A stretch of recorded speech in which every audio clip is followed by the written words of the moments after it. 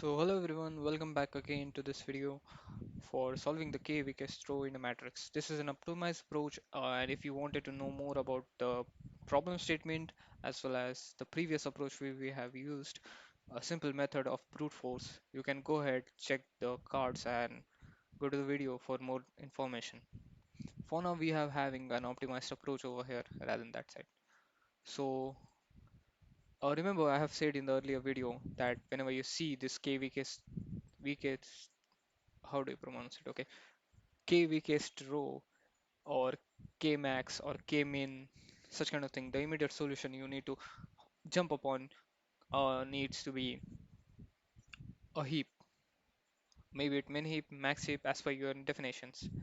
May it be one heap, two heap as per your problem statements as well. So now this is not the only one thing where we can solve this. We can also leverage the different data structures here. One such data structure which I have put into the picture is a linked list. Yes, you heard it right, a linked list. In this case, I have made a customized linked list. So what we are doing over here, I won't be coding and wasting much of your time. I have written this code, ran it, and it's in front of you.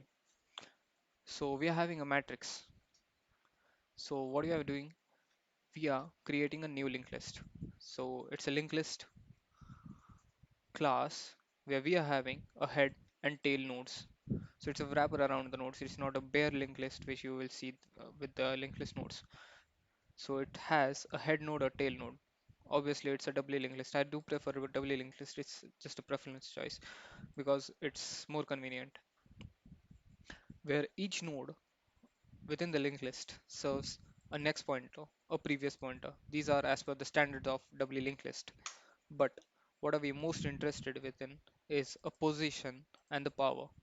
So position determines the index of the of the row in the matrix, whereas the power determines the strength.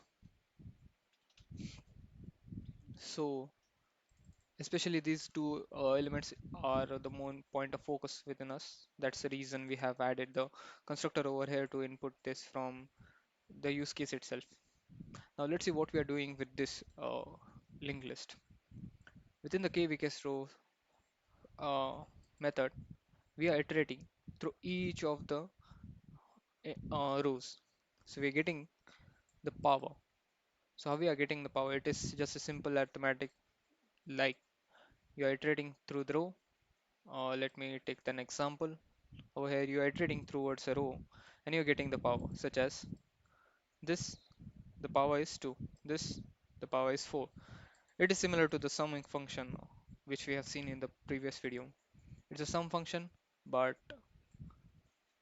written in a different fashion.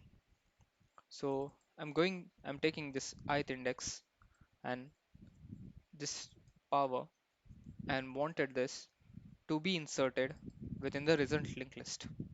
So what insert function does is, it takes the position and the power as we have seen earlier. It generates a new node. So obviously this is an edge case where we see that if the list itself is null, we just assign head and tail to the new node and we just return up. We don't want to do any further things. We assume that this is added. The new node itself is the inserted node and it is the head and tail of the linked list. But what if we do have a linked list already? In such cases, we iterate. We iterate with a head node as our start and with a current node as a head node. We iterate checking power of each and every node with respect to our power, which we have just found. So whenever we see that current power is less than the power which we need to insert, then we do go ahead with assigning the new node just to the previous of the current's previous. So what I mean is this would be our node and this would be our current node.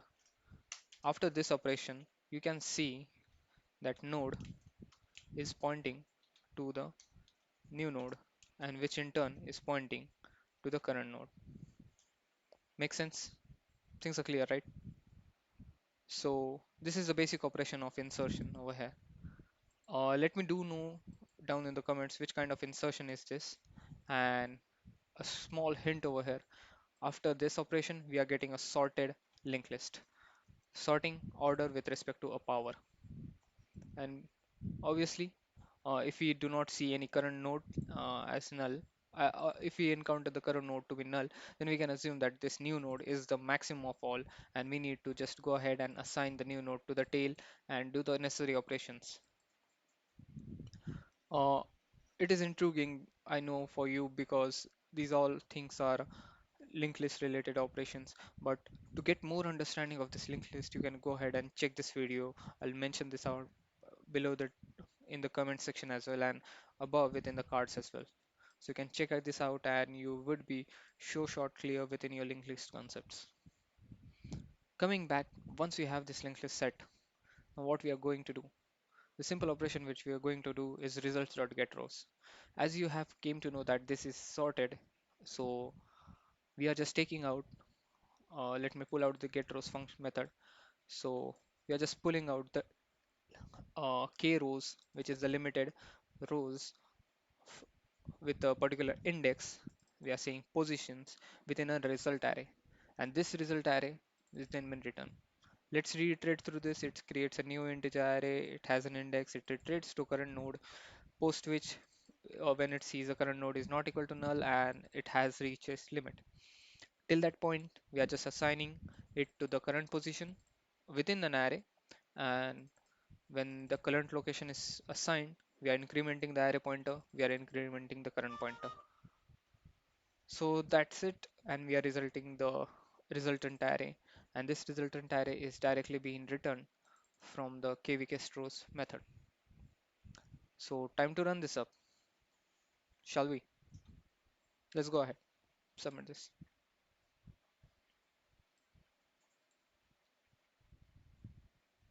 Yeah, it says accepted. Runtime is 0 milliseconds and beats 100% of your code within the Java. Obviously, it takes some memories. It doesn't beat that many people, but you need to understand that we are using here linked list, which consumes memory. That while that being said, do let me know how we can cut down this memory. One bit of a hint I can give to you is that we do not need to store an entire linked list or entire rows.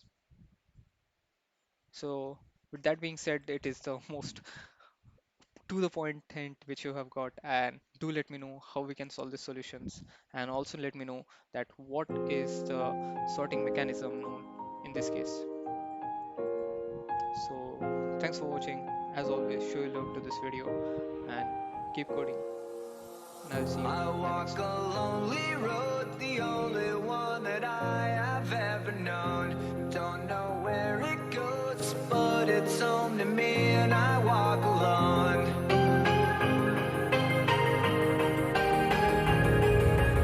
I walk this empty street on the boulevard of broken dreams, where the city sleeps, and I'm the only one.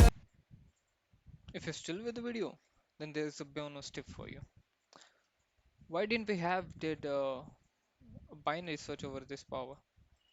One basic reason not to do a binary search over this problem is that the constraints are pretty very small. As you can see that n and m is barely 100. That means binary search is not worth it at all. So you can just iterate through elements and skip it. So that's all the point of it.